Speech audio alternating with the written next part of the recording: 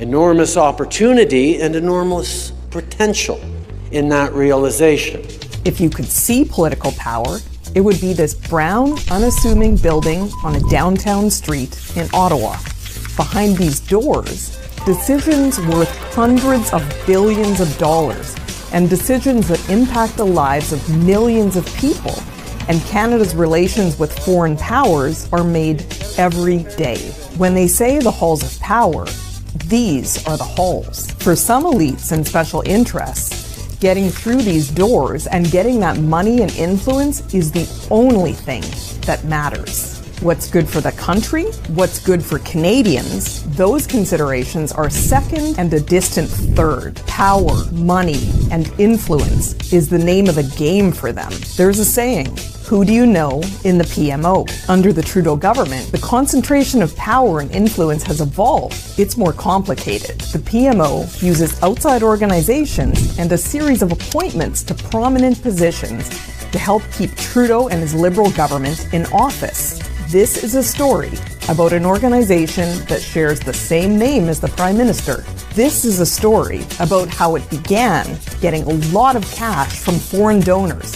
At the same time, a seeming straight line of appointments and political influence appeared between the Trudeau Foundation and the Trudeau government. The implications of this are extraordinary. This is a story about the Trudeau Foundation.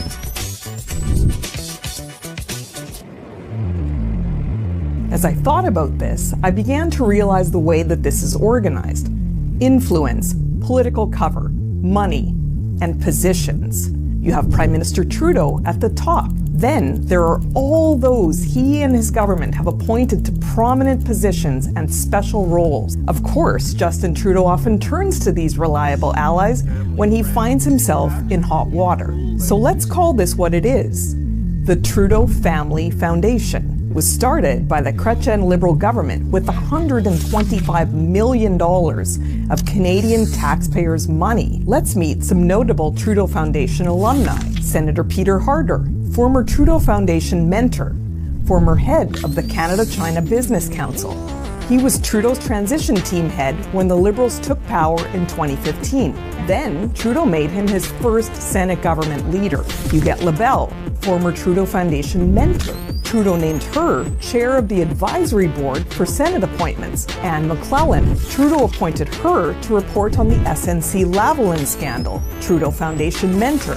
David Johnston, Trudeau named him Special Rapporteur on foreign election interference. But there should not and need not be a separate formal public inquiry. Senators Francis Lankin, Rene Dupuis, Patricia Bovey, Michelle Audette, and Senator Patty Lebelkin-Benson, the new Senate government deputy leader, all Trudeau Foundation alumni. The list goes on and on. The Liberals have former Trudeau Foundation alumni appointed to positions throughout the federal government, and a pattern emerges here. Frequently, when Justin Trudeau gets caught in a scandal, and I don't know if you've noticed, but there have been a few, he just flips open his little book of Trudeau Foundation contacts and calls on one of them to give him some political cover. We saw this with SNC-Lavalin. We saw this with sexual misconduct in Canada's military, and we're seeing it again now with the Beijing election interference scandal. But hold on, governments appoint people all the time. What's the big issue here?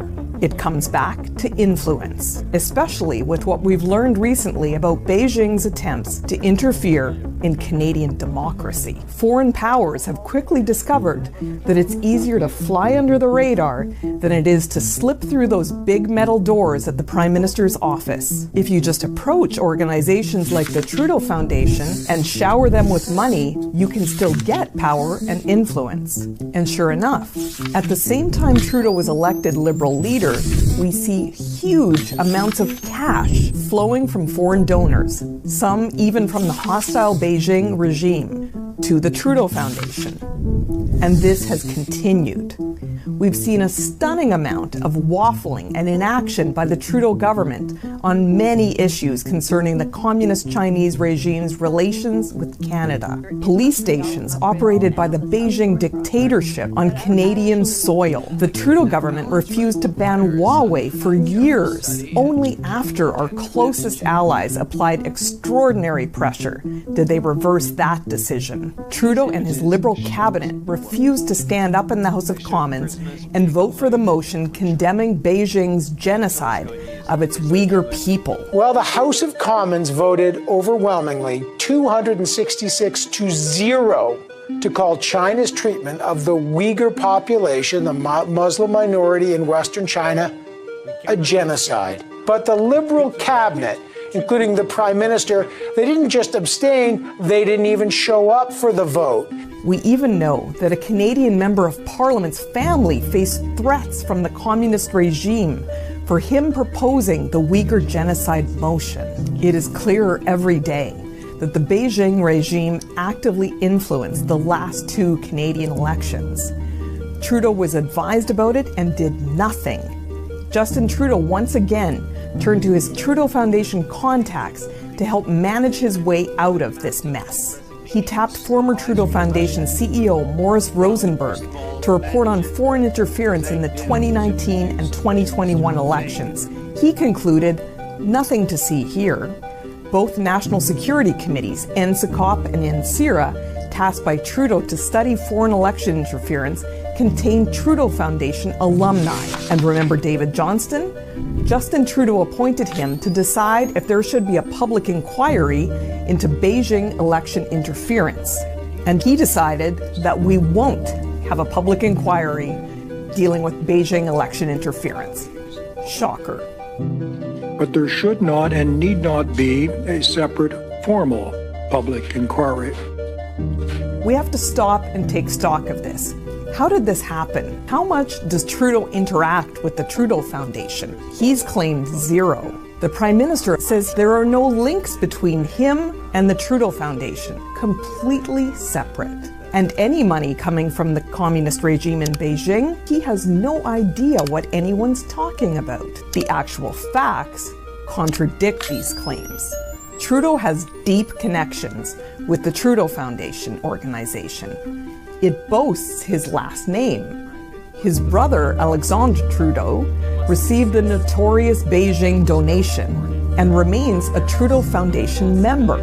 Justin Trudeau's government can appoint 6 Trudeau Foundation members and 2 directors to its board. The Trudeau Foundation even met with several Trudeau government deputy ministers within the PM's very office building. They got in the doors.